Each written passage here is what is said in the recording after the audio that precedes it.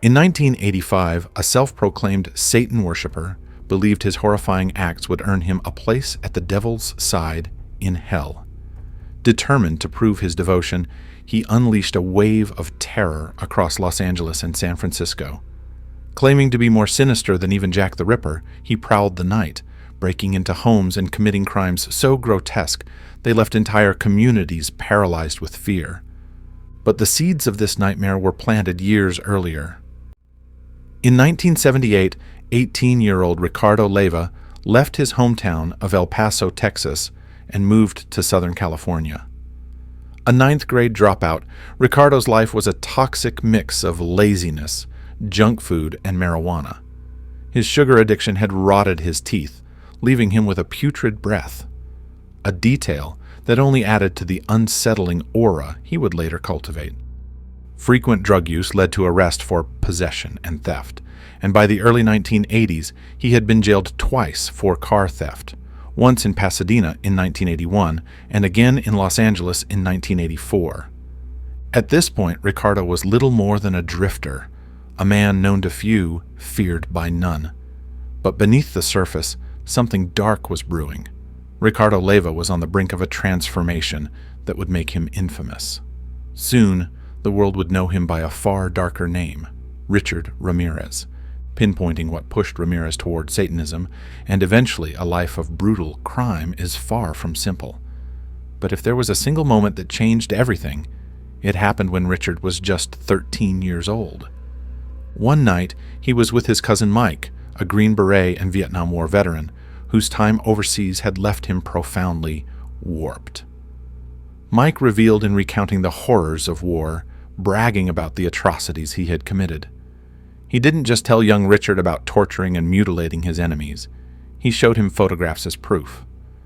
But it wasn't the photos that shattered Richard's world, it was what happened next.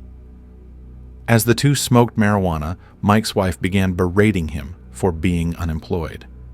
Without hesitation, Mike pulled out a gun and shot her in the face. Blood splattered across the room and onto Richard. That moment did more than horrify the young teenager. It rewired him. From that day forward, Mike became a twisted role model. Richard hung on his every word, captivated by the war stories and the detached cruelty that Mike wielded like a weapon. After witnessing the murder, Richard's behavior took a sharp and chilling turn. He began skipping school, stealing to fund his constant drug use, and slipping into homes to commit burglaries. At first, it was just about valuables, a watch here, a wallet there, but soon it became something much darker. Ramirez started lingering in his victims' homes, collecting personal items, especially those belonging to women, as trophies. Like his cousin, Ramirez documented his exploits, capturing photographs he would later pore over to relive the thrill. But those twisted mementos only fanned the flames of his obsession. The gruesome fantasies in his mind weren't enough anymore. He needed something real, something that would feed the darkness growing inside him. When Richard Ramirez finally crossed the line from fantasy to reality, the world would come to know him as the Night Stalker. His first known victim was 79-year-old Jenny Vinkow, who lived in Glassell Park. On June the 28th, 1984, a hot summer night, she left her bedroom window open for some relief. Ramirez removed the screen and crept inside. What happened next was horrifying. Vinkow's son, who lived in the apartment above her, found her lifeless body sprawled across her bed the next morning. She had been stabbed repeatedly, her throat slit so deeply that her head was nearly severed. Ramirez had ransacked her apartment, taking whatever valuables he could find. Fingerprints on the windowsill provided a critical clue, and an autopsy revealed signs of sexual assault. The Night Stalker's horrifying fantasies had finally become reality. But for the people of Southern California, the nightmare was just beginning. Ramirez wouldn't strike again for another 8 months, but when he did, the reign of terror he unleashed would be nothing short of unforgettable. Serial killers often return in their minds to the memory of their first victim. They replay the crime like a twisted movie reel, reliving the violence and control that fueled their dark fantasies. Richard Ramirez was no different. If he took a so-called souvenir from the scene, perhaps a hairbrush, a pair of glasses, or another personal item, he used it to deepen those fantasies. But over time, even that wasn't enough. The thrill of the memory faded, and his need for something new grew impossible to ignore. On March 17, 1985, 20-year-old Angela Barrios returned home to her Rosemead apartment after a long day at work. She was exhausted, hungry, and ready to relax. Parking in the driveway, she opened her garage with a remote and stepped out of her car. But before she could reach the door, she sensed something, or someone, behind her. A tall man dressed entirely in black, his face partially obscured by a navy blue baseball cap, emerged from the shadows. He moved quickly, raising a gun just inches from Angela's face. Frozen in fear, she begged him not to hurt her. She avoided his gaze, hoping that ignoring his face might save her life, but her eyes betrayed her. She glanced at him, and what she saw made her blood run cold. His eyes were empty, merciless. Angela's pleas fell on deaf ears. Without a word, the man pulled the trigger. The deafening sound of the gunshot echoed in the enclosed garage. Angela collapsed to the cold cement floor, but she was still alive. She had instinctively raised her hand, and incredibly, the bullet ricocheted off the keys she had been holding. The attacker, apparently convinced she was dead, stepped over her motionless body and headed toward her apartment, shoving her aside with his foot. Angela remained perfectly still, feigning death. After a moment, or what felt like an eternity, she realized her hand was bleeding, but she was alive. Summoning every ounce of courage, she got to her feet and ran. Behind her, she heard a second gunshot. She didn't stop, sprinting out of the garage and into the night, but before she could escape entirely, she found herself face to face with the man at her front door. Terrified, Angela stumbled backward, retreating toward her car, but instead of chasing her, the man tucked the gun into his waistband and ran. Angela had survived a near-death encounter with the Night Stalker. Inside the apartment, however, her roommate wasn't as fortunate. Angela found 34-year-old Dale Okazaki lying face down on the kitchen floor in a pool of blood. The walls, furniture, and appliances were splattered with evidence of the violence.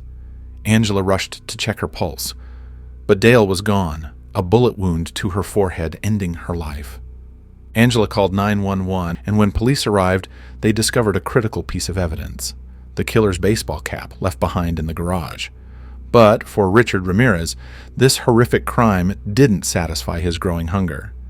That same night, the Night Stalker struck again, this time near Monterey Park. A police officer, responding to a report of an abandoned car, found something far worse. A woman lay unconscious on the pavement nearby. Her pantyhose was torn, and she had a severe bruise on her leg. As the officer tried to revive her, he noticed a ripped $20 bill and a small medallion lying on the ground. Tragically, 30-year-old Sia Leon Yu, known as Victoria, succumbed to her injuries before paramedics could save her. The killer had picked up speed. 2 victims in one night weren't enough to quench his thirst for violence. Just 3 days later, he targeted an 8-year-old girl in Eagle Rock, California. And a week after that, on March the 27th, 1985, the Night Stalker returned, this time with a disturbing new pattern to his attacks, one that would leave an indelible mark on the residents of Southern California. On the morning of March 27th, 1984, Peter Zazzara drove to his parents' home in Whittier, California. His father, Vincent, a 64-year-old retired investment consultant, now owned and managed a pizza parlor. His mother, Maxine, 44, was a practicing lawyer. Peter expected a typical visit with his parents that day, but what he found would change his life forever. Peter rang the doorbell several times. No one answered. Concerned, he let himself in. As he stepped inside, the eerie silence was broken only by the sound of his own footsteps. Then he walked into the study and froze. His father was lying on the couch. Vincent had been shot in the left temple, and it was clear he had died instantly. Peter's mind raced as he moved further into the house, calling for his mother. He entered the bedroom and stopped cold again. Maxine was on the bed. She was naked, her eyes gouged out, leaving dark, bloody hollows in her face. She had been stabbed repeatedly in the neck, face, abdomen, and groin. A large knife was embedded in her chest, forming a grotesque T-shaped wound. Based on the autopsy, Maxine, like Vincent, had been shot first and likely died quickly. The horrific injuries had been inflicted post-mortem. The house had been ransacked, valuables stolen, but this wasn't just a robbery. This was personal, sadistic, and for Richard Ramirez, it was a critical turning point. With these murders, he had found a method that satisfied his twisted fantasies. Eliminate the man quickly, ensuring no interference, and then target the woman. 6 weeks later, the Night Stalker struck again. This time, he broke into the home of Harold and Jun Wu in Monterey Park. The couple had been peacefully asleep when Ramirez crept into their bedroom. Without hesitation, he shot Harold, a 67-year-old man, in the head. Then, turning his attention to 63-year-old Jean, he unleashed a brutal attack. He beat her with his fists, demanding money. Jean, terrified and unable to answer, slipped into unconsciousness. Frustrated but undeterred, Ramirez tied her hands behind her back with thumb cuffs and ransacked the house. After finding valuables, he returned to the bedroom where he raped Jean. Believing she was dead, he left. But Jean Wu was a survivor. Despite severe injuries, she managed to crawl to her office and call 911. Although she couldn't speak clearly to the dispatcher, authorities traced the call and sent help. Harold Wu was rushed to the hospital, but tragically passed away later that night. Jun, however, recovered and provided police with a description of her attacker. Ramirez wasn't done. On May 30th, 41-year-old Ruth Wilson woke in the middle of the night to a flashlight shining in her face. Standing over her bed was a man holding a gun. Richard Ramirez had quietly entered her Burbank home. He ordered her to get out of bed and led her to her 12-year-old son's room. The boy woke up to a gun pressed to his head. Ramirez threatened them both, then handcuffed the boy and locked him in a closet. Ruth, terrified, tried to de-escalate the situation by offering her most valuable possession, a gold diamond necklace. Hoping it was just a robbery, she led him to her jewelry. But Ramirez had other plans. After searching the house, he tied Ruth's hands with pantyhose, threw her onto the bed, and raped her. His breath was so foul it nearly made her gag. Trying to reason with her attacker, Ruth told him he must have had a very miserable life to do such a thing. Surprisingly, Ramirez responded.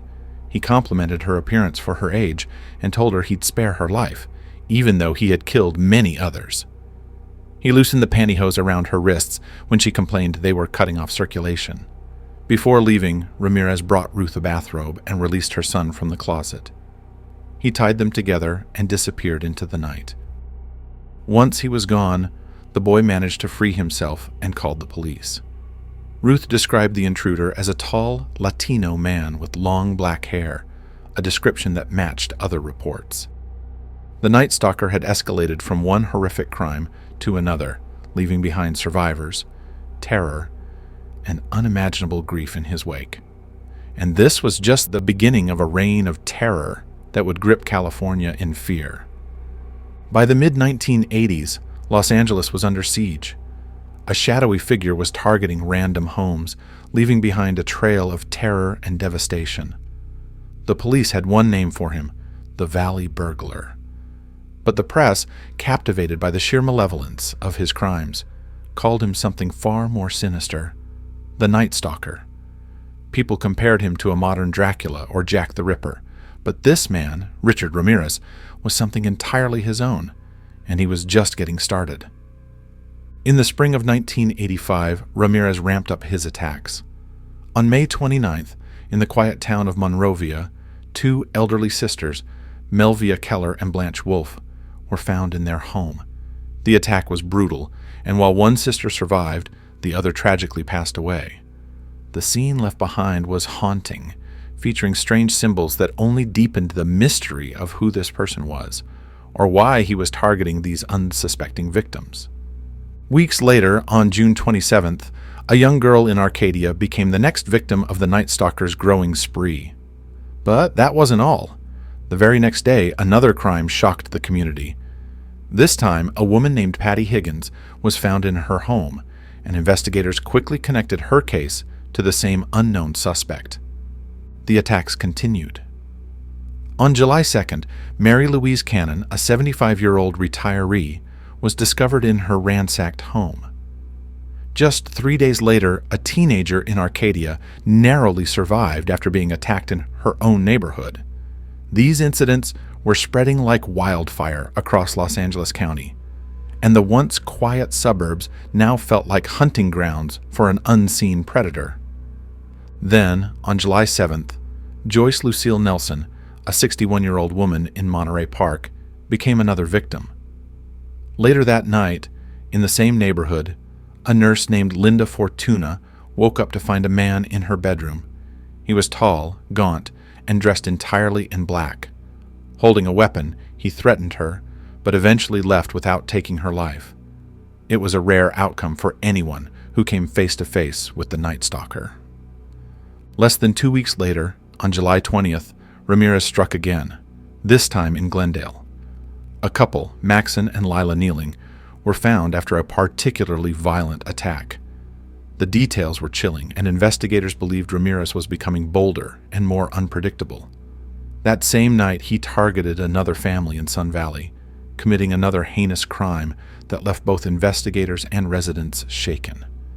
By August, Ramirez's pattern had become unmistakable: break-ins, violence, and theft. But his growing recklessness meant more people were surviving his attacks, giving investigators new leads. On August 6th, in Northridge, a couple named Christopher and Virginia Peterson became his next targets. Despite being shot, both survived, with Christopher even managing to chase Ramirez out of their home. 2 nights later, Ramirez showed up in Diamond Bar, where his attack left devastating consequences for yet another family. Experts studying his behavior noted that his crimes were becoming more methodical and ruthless. Los Angeles, once vibrant and bustling, was now gripped by fear, with people locking their doors, boarding up windows, and sleeping with lights on. And then, as suddenly as his reign of terror began, Ramirez made an unexpected move. He left Los Angeles and headed north, expanding his spree to new cities and leaving police scrambling to keep up. In the summer of 1985, the Night Stalker's reign of terror reached new heights. On August 18th, Peter and Barbara Pan were discovered in their Lake Merced home near San Francisco. Both had been shot in their bed. Peter, a 66-year-old accountant, was pronounced dead at the scene, while Barbara miraculously survived, though she would never fully recover. The most chilling detail: the words "Jack the Knife" and an inverted pentagram were scrawled on the wall in lipstick, referencing the song "The Ripper" by Judas Priest. Police quickly connected the bullets recovered at the scene to similar evidence from earlier attacks in Los Angeles. Could it be that the Night Stalker had expanded his hunting grounds? San Francisco investigators began combing through unsolved cases and uncovered more disturbing connections. In February, 2 sisters in Telegraph Hill had been killed in a strikingly similar fashion. Then, in June, a young man named Theodore Waldings was found shot in his apartment, while his girlfriend survived a horrific attack. The pattern was clear. The Night Stalker had likely been operating in San Francisco for months, and no one had noticed. As fear gripped the Bay Area, the city's mayor held a press conference, hoping to reassure the public. But in doing so, she revealed critical details of the investigation, infuriating detectives who feared these revelations would push the killer deeper into hiding.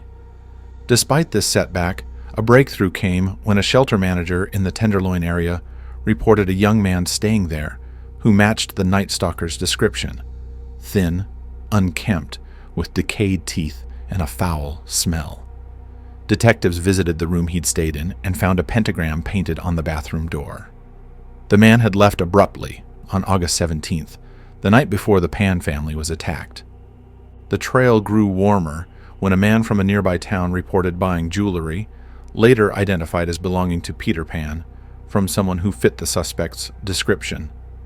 Investigators now had a name, Richard Ramirez. But while police were closing in, Ramirez struck again, this time 50 miles south of Los Angeles, in Mission Viejo. On August 24th, a couple was asleep in their home when they were startled awake by gunfire. The man was gravely wounded, and Ramirez dragged the woman to another room, tying her up. He claimed his identity as the Night Stalker and ransacked the house in frustration, finding little of value. Desperate, the woman pointed him to a drawer containing money.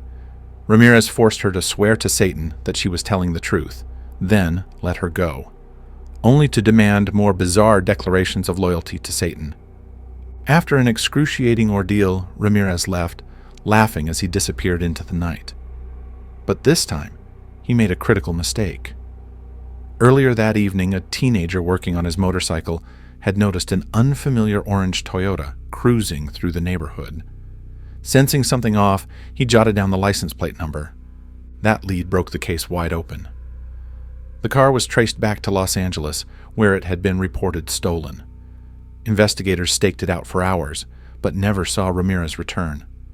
When forensic teams examined the vehicle, they found a fingerprint, a match for Richard Ramirez. This same print linked him to the Pan family crime scene in San Francisco. The Night Stalker now had a name, but the manhunt was far from over. Ramirez was still out there, and no one knew where he would strike next. 7 days after the attack on the computer engineer and his fiancée in Mission Viejo, Richard Ramirez made a dangerous mistake. This time, he wasn't after victims. He was after a car. But little did he know, he'd picked the wrong neighborhood to make his move. Ramirez probably thought he could blend in among the Latino residents of East Hubbard Street in Los Angeles. But he had no idea just how fiercely they protected their own. His target was Faustino Pipon's prized Mustang. Ramirez, wearing a black Jack Daniels t-shirt, began hopping fences, searching for an easy vehicle to steal. And then he found it, Pipon's Mustang, parked in the driveway with the keys in the ignition. What Ramirez didn't notice was Pipon lying under the car, fixing the transmission. As soon as the engine roared to life, Pipon rolled out from under the car, furious that someone dared touch his prized possession. He reached through the window, grabbed Ramirez by the throat, and demanded answers. "I have a gun," Ramirez threatened, but Pipon wasn't backing down. He wasn't about to let anyone steal his car. Ramirez tried to speed off, but Pipon wasn't done yet. The car smashed into the fence, then into the garage. Furious, Pipon opened the door, dragged Ramirez out, and threw him to the ground. But Ramirez wasn't done.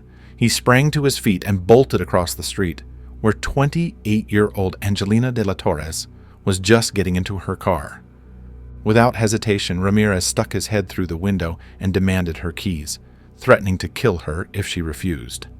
As she screamed, her husband, Miguel, rushed out from the back of their house, armed with a metal bar from the fence. Meanwhile, Jose Burgoyne, who had heard the commotion in Pipon's yard, called the police. He ran outside, shouting for help. When he heard Angelina's screams, he called his sons, Jamie and Julio, who rushed to her aid. As they arrived, they saw the man trying to get into her car. Jamie immediately recognized the man from the news. In an instant, the men gave chase. Ramirez took off running, but Miguel de la Torres was right on his tail. He swung the metal bar, striking Ramirez in the neck. But the Night Stalker didn't stop.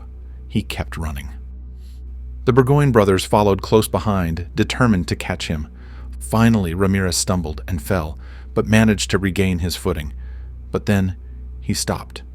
He turned to face them with a crazed look in his eyes, sneering and laughing like a man possessed. But his pursuers weren't backing down. Miguel swung one last time, landing a blow to Ramirez's head. The Night Stalker collapsed, and the brothers pinned him down until the police arrived. Just 1 day after his face became public, Ramirez, the infamous Night Stalker, was finally caught, and his reign of terror was over. Richard Ramirez was hit with a staggering 14 murder charges, along with 31 other felonies tied to his reign of terror, including robberies and rapes. He also faced a 15th murder in San Francisco, which would likely be tried in Orange County, where he'd stand for charges of rape and first-degree murder. But despite the overwhelming evidence, Ramirez's legal battle was just beginning. Initially, he was assigned 2 public defenders, but he didn't like them.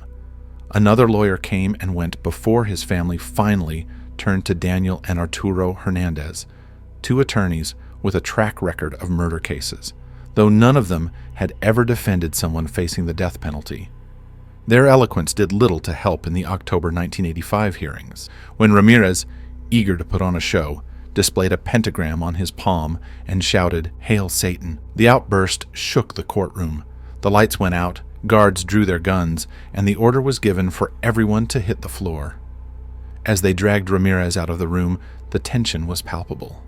Meanwhile, the Hernandez brothers started their legal maneuvers. They pushed for a change of venue, arguing that the intense media coverage in Los Angeles would taint potential jurors. But Judge Dion Morrow wasn't buying it, rejecting their argument. As Ramirez was led out of the courtroom, he flashed a grin at the crowd, many of whom were already starting to idolize him. Some believed in his innocence, while others found his appearance oddly charming. The trial date was initially set for late September, but the scope of the case was massive. It would span across states and even into Mexico as the search for witnesses and evidence continued. By late 1987, Hernandez's team was pushing for more time. The trial was rescheduled for February, and they tried to buy more time by requesting the trial be held in Orange County first. But the judge was firm. Ramirez couldn't be moved out of district, meaning he couldn't be subpoenaed in Orange County.